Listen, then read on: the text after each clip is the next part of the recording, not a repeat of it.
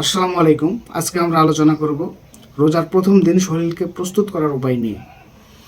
রমজানের প্রথম দিন শরীরের জন্য একটি চ্যালেঞ্জ হতে পারে, কারণ খাবার ও পানীয় গ্রহণের সময় পরিবর্তন ঘটে।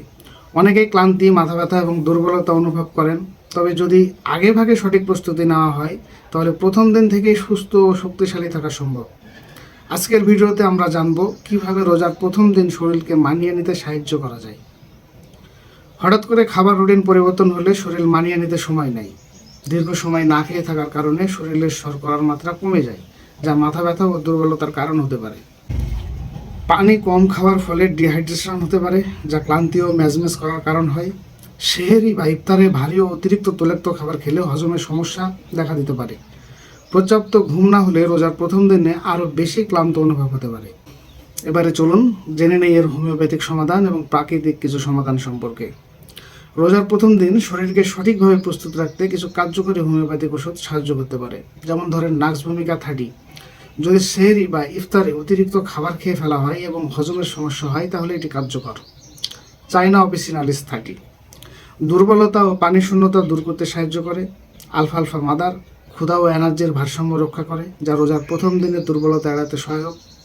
ক্যালিফস 6X যদি ক্লান্তি, ঘুম কম হওয়ার সমস্যা বা মানসিক অবসাদ অনুভূত হয়, তাহলে এটি উপকারী হতে পারে। এবার চলুন জেনে নেওয়া যাক প্রাকৃতিক উপায় ও ঘরোয়া টিপস সম্পর্কে। খেজুর খাওয়া। খেজুর দ্রুত শক্তি বাড়ায় এবং শরীরে শর্করার মাত্রা নিয়ন্ত্রণে রাখে। মধু ও লেবু মিশ্রিত পানি, এটি হজম শক্তি ভালো রাখে এবং রোজার সময় এনার্জি ধরে রাখতে সাহায্য করে। তুলসী বা পুদিনা পাতা, এটি পেটের গ্যাস ও হজমের সমস্যায় উপকারী। চিয়া সিড, এটি পানি শোষণ করে শরীরের দীর্ঘক্ষণ আর্দ্রতা ধরে রাখে, যা ডিহাইড্রেশন প্রতিরোধ করে।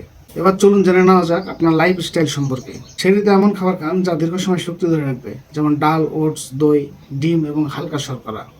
পর্যাপ্ত পানি পান করুন। সেহরির সময় অন্তত 2-3 গ্লাস পানি পান করুন। সেহরিতে অতিরিক্ত ঝাল ও তৈলাক্ত খাবার এড়িয়ে চলুন, কারণ এটি অ্যাসিডিটি বাড়াতে পারে। প্রথম দিনে অতিরিক্ত কাজ করা বা রোদে বেশি সময় কাটানো এড়িয়ে চলুন। রাতে পর্যাপ্ত ঘুম নিশ্চিত করুন, যেন শরীর ক্লান্ত না হয়ে যায়। আজ আমরা শিখলাম কিভাবে রোজার প্রথম দিনে শরীরকে প্রস্তুত রাখা যায় এবং কিভাবে হোমিওপ্যাথিক ওষুধ প্রাকৃতিক উপায়ে ও স্বাস্থ্যকর অভ্যাসে রোজা পালনে সাহায্য করতে পারে। আপনি যদি এই টিপসগুলো অনুসরণ করেন, তাহলে রোজার প্রথম দিন থেকেই সুস্থ থাকতে পারবেন। ভিডিওটি ভালো লাগলে লাইক, শেয়ার ও সাবস্ক্রাইব করতে ভুলবেন না।